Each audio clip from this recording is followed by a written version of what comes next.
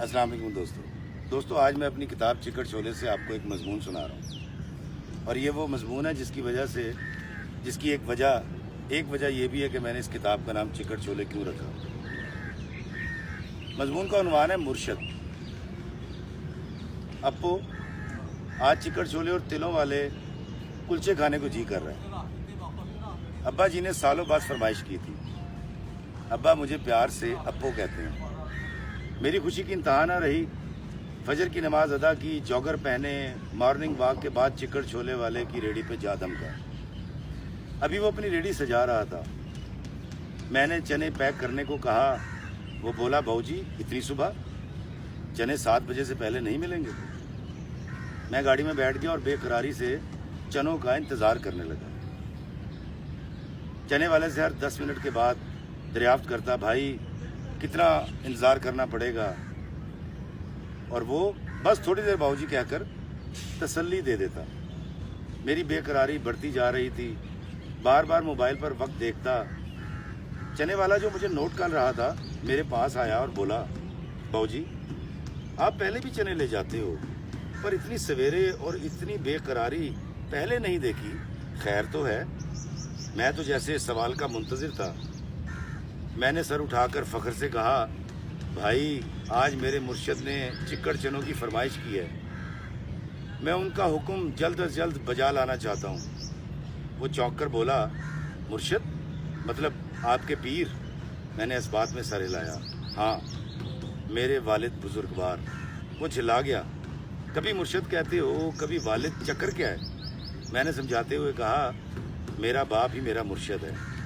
वो ताज्जुब से बोला, अच्छा तो आपके वालिद की गद्दी है? मैंने इनकार में सर हिलाते हुए कहा, नहीं भाई, मैं अपने वालिद और वालदा को सबसे बड़ा पीर मानता हूँ। उनके होते मुझे आज तक किसी मुर्शद की ज़रूरत नहीं पड़ी। वैसे भी अल्लाह फरमाता है कि तुम्हारे वालिदैन तुम्हारे सबसे बड़े मोहसिन हैं। चने वाले के चेहरे से साफ आया था कि वो मेरी बातों से मुत्तफिक नहीं है। वो उलझ कर बोला, वो तो ठीक है, पर मुर्शद होता है और माँ बाप। मेरे मुर्शद का नूर महल टंडू बस्ती खान में है। वो फरमाते हैं बिना मुर्शद के राह नहीं मिलती। मैंने कहा, बिल्कुल दुरुस्त कहते हैं तुम्हारे मुर्शद।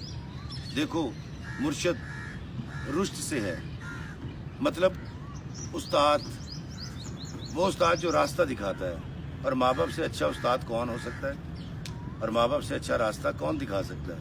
वो लाजवाब हो गया। शायद उसके अंदर हक और बातिल की जंग जारी थी।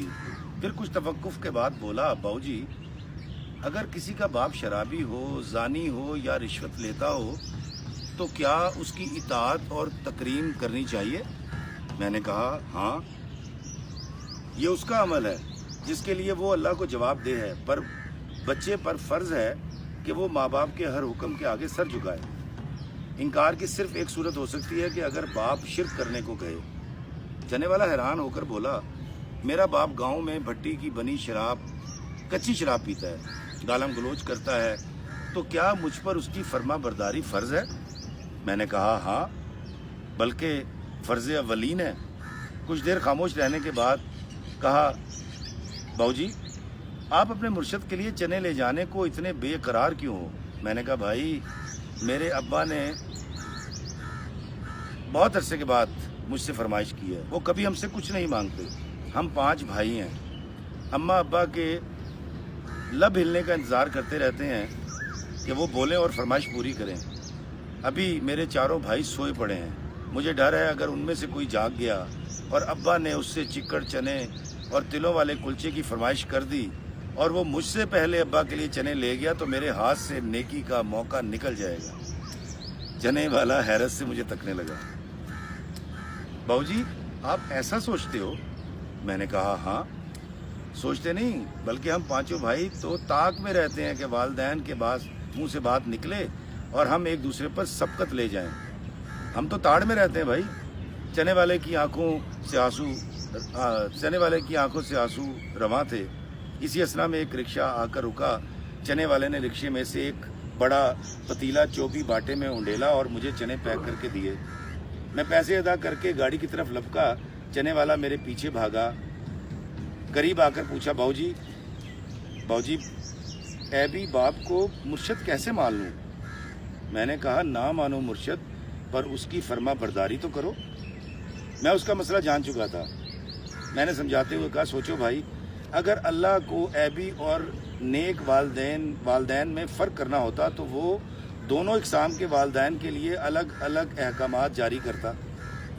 جب اللہ والدین کو ایک نظر سے دیکھتا ہے اور ایک ہی طرح کے حقوق بیان کرتا ہے تو تم تفریق کرنے والے کون ہو؟ اس نے سوال کیا اگر میں اپنے ابا سے معافی مانگوں تو کیا وہ مجھے معاف کر دیں گے؟ میں نے کہا ہاں بھائی، اللہ کے بعد والدین ہی تو ہوتے ہیں جو ہمیں معاف بھی کرتے ہیں اور ہماری پردہ پوشی بھی کرتے ہیں۔ تمہیں زندہ پیر میسر ہے، جاؤ جا کر اپنی عاقبت سنوار لو اس سے پہلے کہ وقت ہاتھ سے نکل جائے۔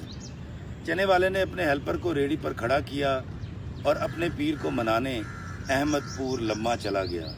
جاتے ہوئے وہ زاروں قطار رو رہا تھا اور مجھ سے کہہ رہا تھا باؤ جی دعا کرنا میرے پہنچنے سے پہلے میرا بوڑھا سلامت رہے۔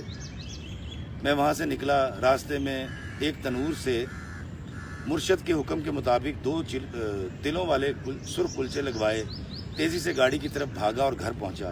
میری بیوی نے جلدی سے ابا کو انسولین لگائی اور چکڑ چنوں کے ساتھ کلچے دیے۔ ابا نے مزے سے چنے کھائے۔ ابا مزے سے چنے کھا رہے تھے اور ہر لقمے پر دعا دے رہے تھے، ابو اللہ تیری مشق بھری رکھے۔ میں اور میری بیوی دل ہی دل میں آمین کہہ رہے تھے۔ مرشد کو چنے کھلانے اور دعائیں سمیٹنے کے بعد جب میں نے اپنی بیوی سے اپنے حصے کے چنے مانگے تو پتہ چلا کہ میرے حصے کے چنے میرے بچے کھا کے اسکول چلے گئے ہیں۔ جانے میں نے کتنی بار اپنے ابا کے حصے کے چنے کھائے ہوں گے۔ اللہ ہمیں آسانیاں عطا فرمائے اور آسانیاں تقسیم کرنے کا شرف عطا فرمائے، آمین۔